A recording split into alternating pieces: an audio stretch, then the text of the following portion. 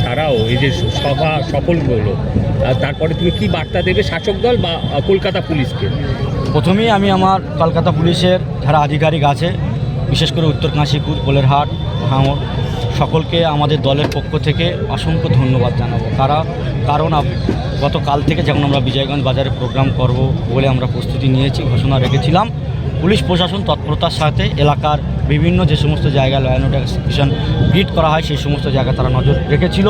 বিশেষ করে বিজয়গঞ্জ বাজারে একাধিক পুলিশ ফোর্স এবং বিভিন্ন রাস্তাঘাট জঞ্জাট এড়াতে বিভিন্ন রকম তারা প্রস্তুতি নিয়েছে। তাই আমাদের পার্টির পক্ষ থেকে, দলের তরফ থেকে প্রশাসনকে অসংখ্য ধন্যবাদ জানাবো। এবং আমার দলীয় কর্মী যারা আজকে বিধায়ক ছাড়া এখানে এসছে, আমরা বিধায়কের বাইরে কেউ না, আমাদের একটাই নেতা, সেটা নওশাদ সিদ্দিকী। নওশাদ সিদ্দিকী ছাড়া আমরা কেউ না।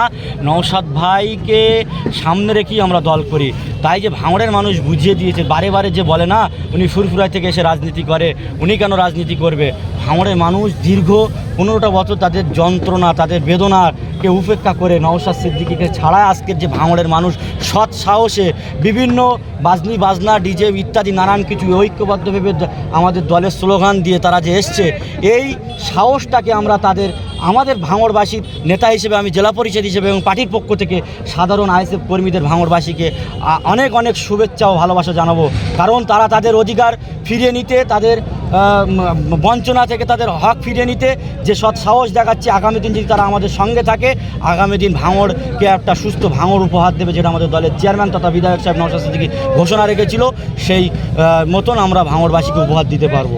কারণ এত বাধা বিঘ্ন, এত পুলিশি হাঙ্গামা, এত মিথ্যা কেস কাপটার পরেও, এত ব্যবসা বাণিজ্য কাজ করে ক্ষয়ক্ষতি, কাজের জায়গায় হেনস্থ করা, সেই তারপরেও যে ভাঙড়ের মানুষ এত সাড়া মিলেছে, এটা ভাঙড়ের মানুষকে আমাদের দলের তরফ থেকে শুধু ধন্যবাদ বা শুভেচ্ছা জানিয়ে আমরা ছোট করব না।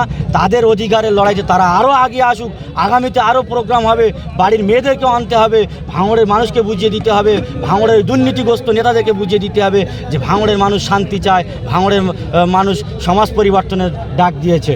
শাসক দল বা তৃণমূলকে কোনো বার্তা দেবে? শাসক দল তৃণমূলকে বলবো, দেখে যাও যে আইএসএফের কোনো নেতা নেই ভাঙড়ে, নওশাদ সিদ্দিকী ছাড়া কেউ কোনো নেতা তৈরি হয়নি, বা ভাঙড়ের নওশাদ সিদ্দিকী শুধু ধর্মের নামে ভোট চায় বা ধর্মের নামে তিনি রাজনীতি করতে আসে, ফুরফুরাতে উস্কানি দিতে আসে, সেটা আজ প্রমাণ। এখানে নওশাদ সিদ্দিকীর বক্তৃতা আমরা ভার্চুয়ালও শোনাতে পারিনি আমাদের কর্মীদের।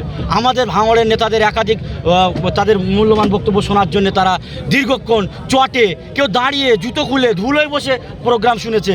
এটা সব থেকে বড় পাওনা। কারণ কাউকে আমরা বিরিয়ানির প্যাকেট দিয়ে, কাজের লোভ দেখিয়ে, কারোর বিচার করিয়ে দেওয়ার জন্যে, কারোর জমুর সমস্যা আছে মিথ্যা রেকর্ড করে দেওয়ার নামে আমরা কাউকে ডেকে আনিনি, বা সরকারি সুযোগ দেওয়ার নাম করে ডেকে আনিনি। এটা ভাঙড়ের মানুষের ভালোবাসা, ভাঙড়ের মানুষের আবেগ, ভাঙড়ের মানুষের দুঃখ বেদনা যন্ত্রণা তারা আজকে নিজেদের মাঠে নেবে পরিচয় করে দিতে চেয়েছে। তাই বলবো, আগামীতে আর মানুষকে মিথ্যা অপমান বা মিথ্যা ভাওতা দিয়ে, বিভিন্ন অর্থ, বিভিন্ন কাজের বিভিন্ন কিছু দিয়ে ভাঙড়ের মানুষকে আর ভোট কেনা যাবে না, ভাঙড়ের মানুষকে নিয়ে আর মাঠ ভরানো যাবে না, ভাঙড়ের মানুষকে ধমকানি চমকানি দিয়ে রুটে যারা অটো চালায়, টোটো চালায়, গাড়ি চালায়, তাদেরকে ডেকে নিয়ে ভরানো যাবে না। কেন ভাঙড়ের মানুষ বুঝতে শিখেছে, ভাঙড়ের মানুষ জানতে শিখেছে, ভাঙড়ের মানুষ সততা রাজনীতি করতে শিখেছে।